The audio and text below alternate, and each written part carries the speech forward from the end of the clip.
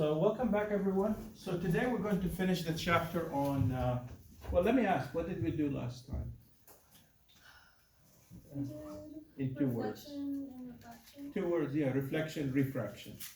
So from last time, we did reflection, refraction. Today, we're going to add to it one more topic called polarization, okay? Just to summarize from last time,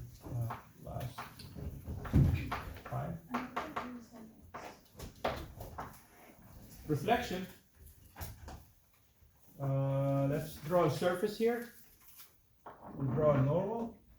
Reflection would be, you have an incident ray, right? Let's take a 1. And some of the light would be reflected. And this here, this angle here, this is theta 1. This angle here, the angle of reflection, how is it related to the angle of incidence? Equal. They're equal to each other, so theta, this one will also be theta 1. Now, if this material here has index of refraction n1, and this material here has index of refraction n2, and possibly n2 is larger than n1, let's say this is air, this is water. The refracted ray, the one that goes through, how would it refract? Would it go straight, bend toward, or bend away? Towards, yeah. If n2 is larger than n1, then this would happen. This is, let's say, theta 2. And they're related by this, n1 sine of theta 1 is equal to n2 sine of theta 2. Okay?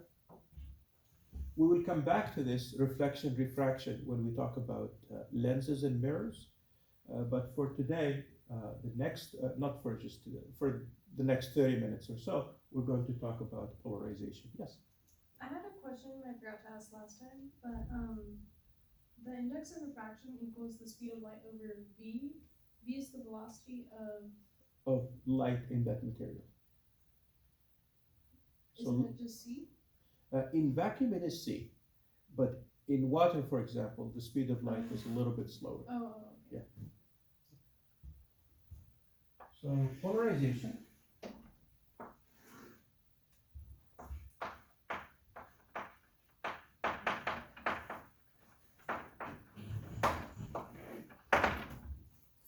So consider the following EM wave, where the electric field is J hat, E naught, and then sine of kx minus omega times t. In what direction is this EM wave traveling? Positive x-axis, yeah. So, and then let's draw B. B will be J hat, yeah, K hat, B naught sine of kx minus omega times t. Now, this is the EM wave, right? This is the electric field part of it, and this is the magnetic field part of the EM wave. We say the direction of polarization, this wave is polarized in the J hat direction. The direction of polarization is the same as the electric field. Okay? The direction of polarization, or axis of polarization,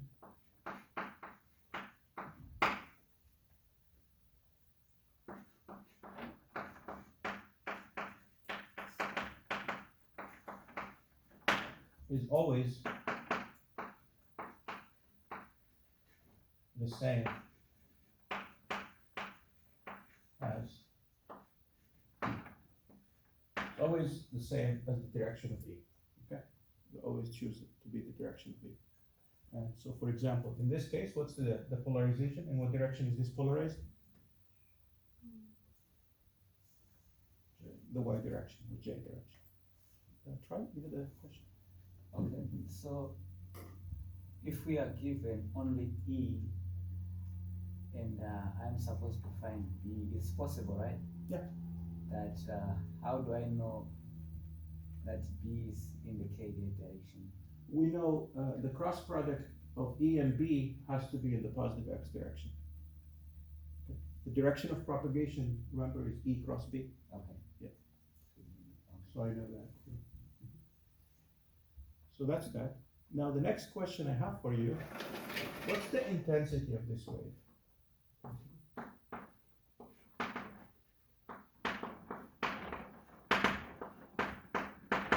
It would be, we just did that, right? It was, we need to add the energy from both and then find the intensity. It turns out to be, yes, 1/2 epsilon naught, the speed of light, and then E naught squared.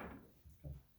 So the intensity is proportional to the amplitude of the electric field squared, right? And there is this proportionality. Okay.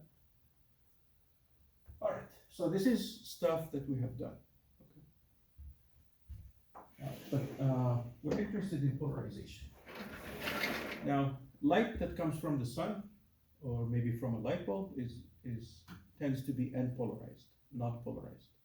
Meaning, the electric field will have, some of it is in the j direction, some of it is in the k hat direction, and every other combination. So let's consider an EM wave traveling in the x direction. Let's suppose the x direction is into the board. Okay? Let's consider EM wave traveling in the x direction. Let's say the x direction is into the board. So let's say here is the y-axis. Therefore, this has to be the z-axis, right? Because if that's y, that's z, then x has to be in, right? Because the cross product y cross z or j hat cross k hat is in that direction. So the wave is going into the board. Is that clear? Right, the cross product. Okay. So possibly, if it's polarized if the wave is polarized in the y direction, then the electric field will have a y component, either this way or this way. Okay? If it's polarized in the y direction, then the direction of polarization is the same as the electric field. So the electric field may be up or down the y-axis, if it's polarized. If it's not polarized, what happens is you might have electric fields that are along the z direction, or you might have an electric field that's along these directions, or maybe electric fields that are along these directions. Okay? So all directions are equally possible if it's n-polarized. So all these waves are traveling this way, and they are not polarized. So some of them are oscillating this way, some are oscillating this way, some are oscillating this way, and so on. Okay? So in all directions. Is that clear? So it's like if I take a string and I shake it, I can shake it up and down, right? And I create waves that travel this way. I can shake it horizontally, and I create waves still that travel that way. So the direction of polarization is where I'm shaking it. So that's this is n-polarized here.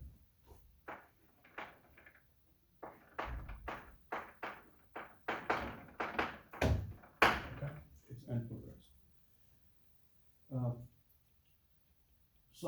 What's important here, because before I continue, all of these, they have a magnitude E naught. Right? If it's this vector here, it must have an amplitude E naught. They're not polarized, but they all have the same amplitude, the same electric field part. All of them, they have the same E naught, although the polarization may or may not be J. So how do I represent a vector? So notice that all of these vectors here, they are on the YZ plane, right? So I can always express a vector that's in any direction in terms of y and z, can't I? Right? As a linear combination. These two vectors, you can express any vector within the plane, with the YZ plane, in terms of y and z, or j hat and k hat, okay? So let's say I have some electric field, this electric field, that's in maybe some random direction. It will equal to, I can always express it in terms of the electric field that's in the y direction and the one in the z direction. I'm trying to justify the result that the book gave me. So I can always express it as this. E naught sine of k x minus omega t j hat plus e naught sine of kx minus omega t k hat. But if the vector is kind of really close to the z-axis, it will have more z than j, right? So there must be some proportionality constant here, maybe alpha here and beta here. Okay? And we need to figure out what these alpha and beta in a second. Okay? So I'm just saying I can always express any vector that points on the yz plane as a linear combination of y and z. Okay? That's all. The only restriction we have is that the magnitude of this vector must still be E naught, because the size of this vector must equal to the size of this vector and this vector and this vector. All of them, they must have the same size. Okay? And then the other thing, now here is the restriction on alpha and beta. Because this is n-polarized, is there a preference to have more along the j hat or more along the k hat? If I pick a random vector, is it going to be likely to be in the j hat direction or the k hat direction? Or maybe there is no preference. So the conclusion is there is no preference. That means alpha must equal to beta. Alpha must equal to beta. So since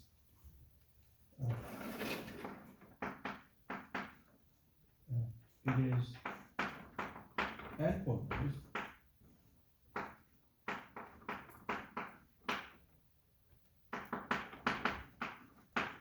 I conclude that alpha is equal to beta. And furthermore, I already said that E squared must equal to E naught, must equal to E naught squared, right? Its amplitude must equal to E naught squared. So let's find E squared here, and then we will set it to the magnitude of this one. So what's the magnitude here? How do I find E squared?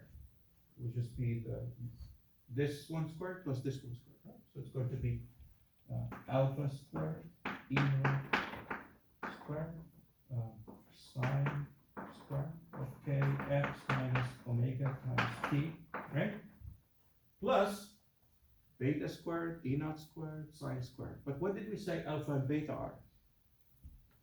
What did I say? Alpha and beta are equal to each other, right? Yeah. So that means I would put twice here. You see where the number 2 came from? Okay. And I need this to be equal to any of those vectors. Maybe this one or that one. So how big is this one? Well, it would be, or how big is that one squared? It would just be E naught squared sine squared. So I need it to equal to this.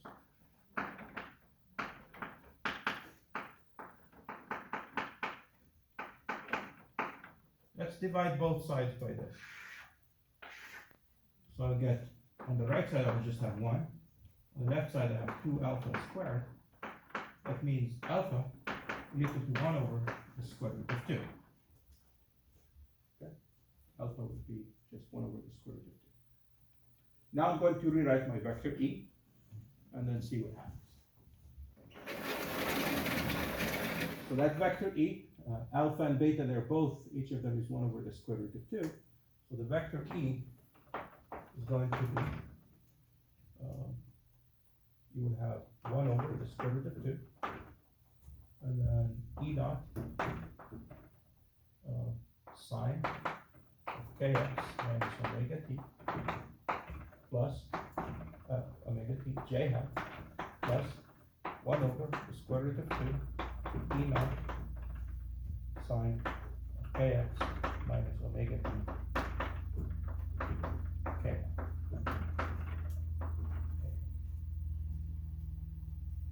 That's all. So now, what does a polarizer do? So now suppose I have unpolarized light and I pass it through a polarizer. Polarizer is made of some polymer, some material. And what it does, it only allows the electric field that is in a certain, along a certain axis. So maybe, let's say my polarizer is in the Y direction or the Z direction, it doesn't matter. As long as the light is unpolarized, now I pass it through some polarizer. The question is, which part of the electric field will get through? Okay. Let's say if it's along the J hat direction and it only allows electric fields that have a J hat with to pass through, so that means this one will not be allowed. So if my polarizer, and I will show you what a polarizer is in a second. I do have them in the demo room. If my polarizer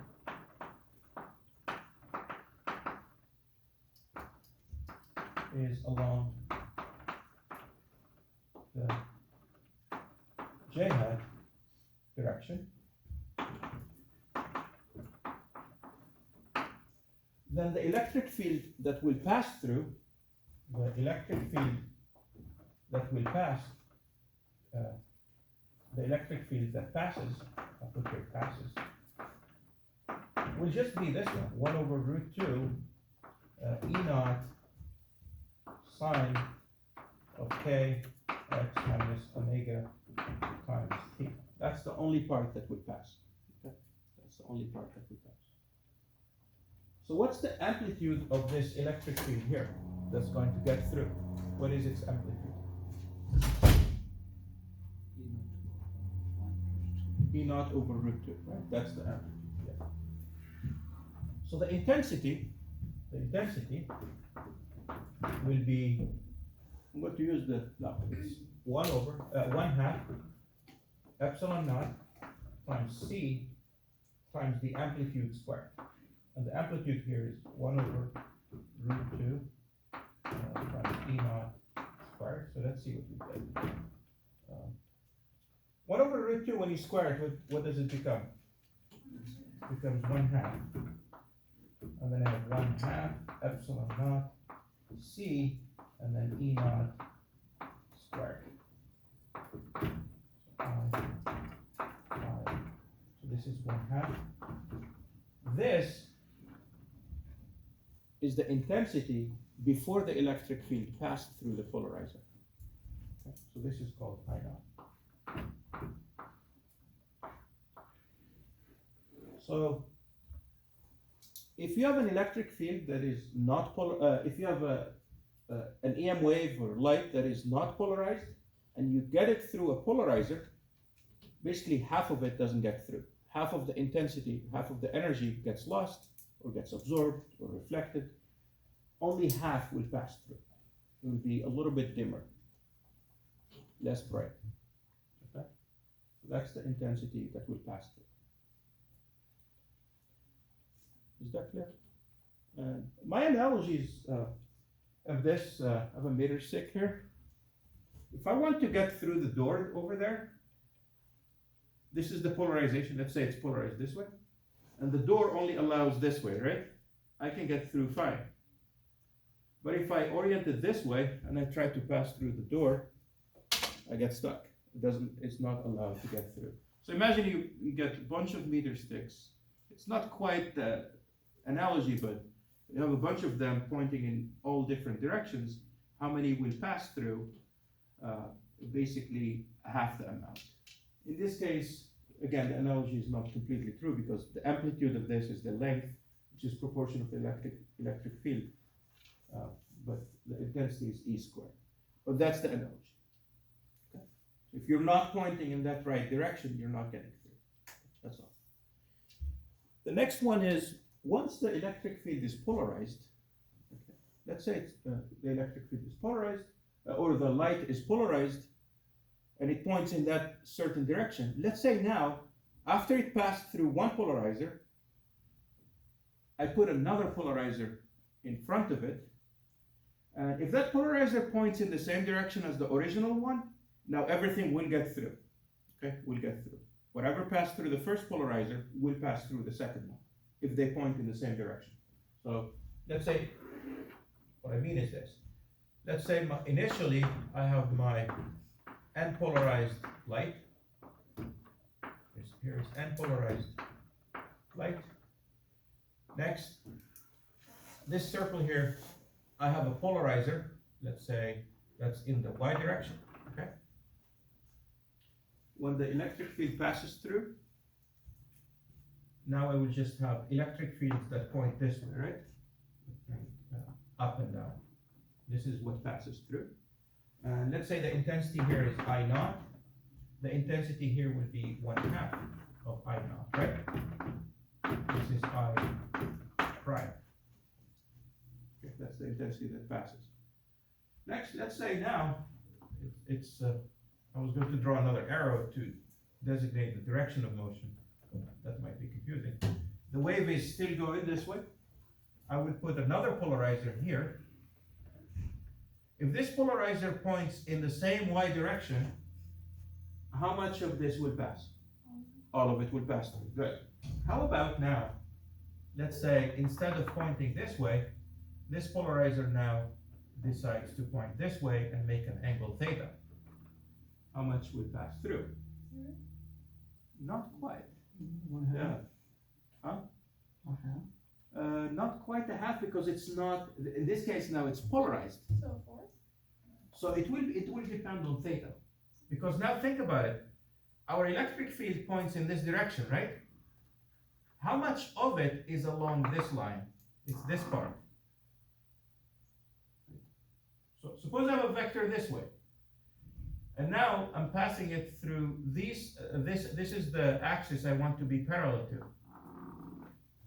If I write this vector that's pointing up in terms of two vectors, one of them is this way and the other one is this way.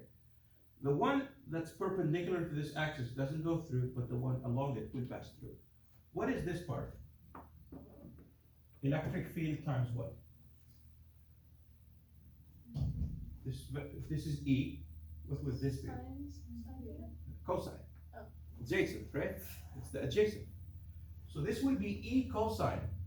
Whatever the electric field is times cosine. But intensity is proportional to electric field squared. So what would it be? It would be cosine squared. So the electric, what passes through here now is only the electric field that points this way, and we'll write it down in a minute. So I double prime will equal to this I prime times the cosine squared of theta, because it's proportional to the electric field squared. Did that answer your question? No. Oh, okay. In the third line on that side, could you explain how we went from E passes? This line? Third. This one. How did we go from that to I? Like, why is whenever?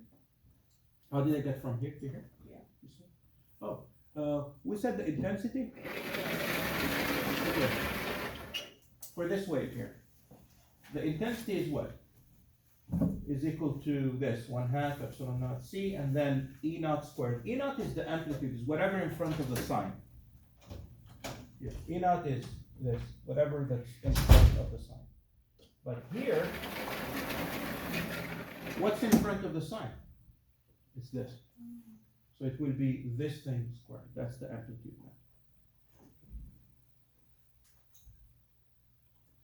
So let's do an example, okay? Let's do a quick example. So let's say if theta, this one is in the book, if theta is equal to 30 degrees, what is I double prime, the intensity that passes through over there?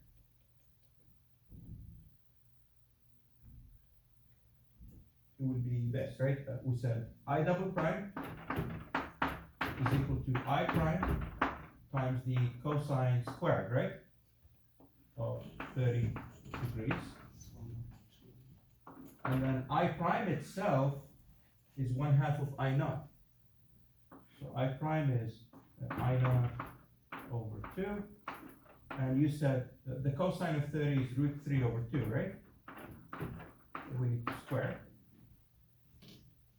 And so √3 over 2 becomes 3 over 4 times this, so 3 over 8, right? It's 3/8.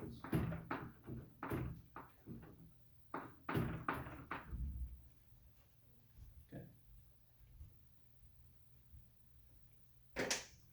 Let me me get my polarizers here, and I think it will be more clear now.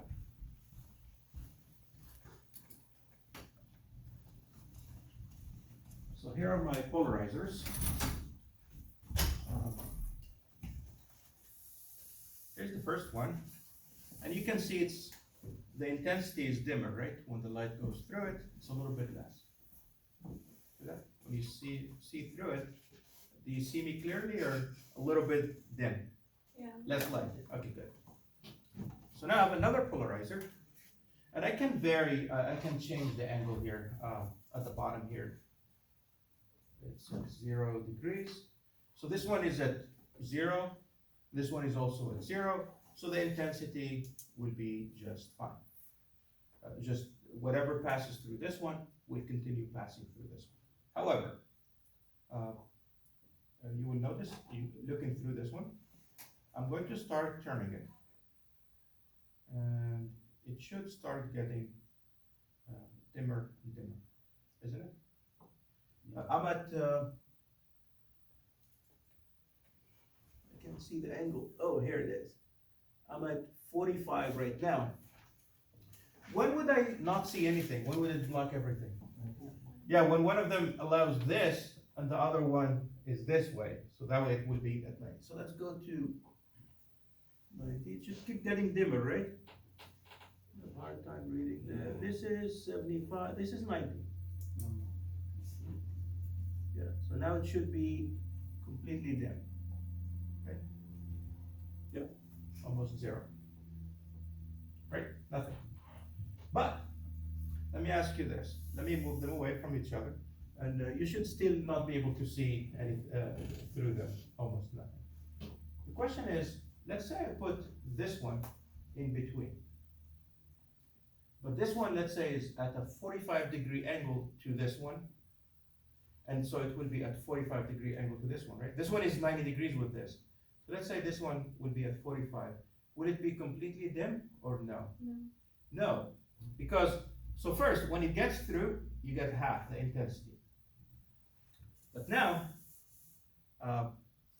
let me put this one here. Let me choose a 45-degree angle first. Where is my 45? This is 30. Here is 45. It would not be very bright, but you should still see something. Yeah, I see it. See that? No? You can, if you want. I can orient it towards you if you want. See my hand? Mm-hmm. Yeah. But look at this. Oh. Yeah. Okay. So let's see for this case, 3 polarizers. Okay. So let's say, now move this. So here is light and polarized, right? And polarized. And polarized. Here's the first polarizer. It's this direction. What do I get here?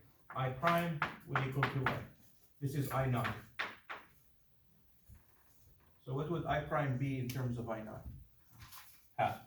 Half of I naught.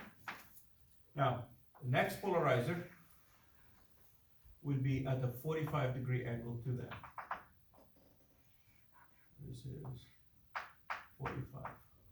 Now, I double prime will equal to this, right? Would be I prime times the cosine squared. What's cosine of 45? 1 over root 2. So cosine squared of 45 will be a half. Cosine of squared of 45 will be a half. So it will be 1/2 of I prime, but I prime is half of I naught. So this will be what? A quarter, right? Of I naught? Quarter of I naught. Now the next polarizer. So now, oh, by the way, so when the light passes through this, now it's polarized this way, right? Next, when it passes through this one, now the light is polarized this way. Next, this one here is at this angle. At this angle. So it will only allow the component that's along itself, so I triple prime will equal to 1/2 of I double prime, right? Because this one makes a 45-degree angle with it, so the angle is 45. So it will be a half yet of this. So it will be what? 1/8 of I naught. 1/8 of I naught. So that's the polarization. Okay, I'll bring it to the lab if you want to play with it a little bit next time.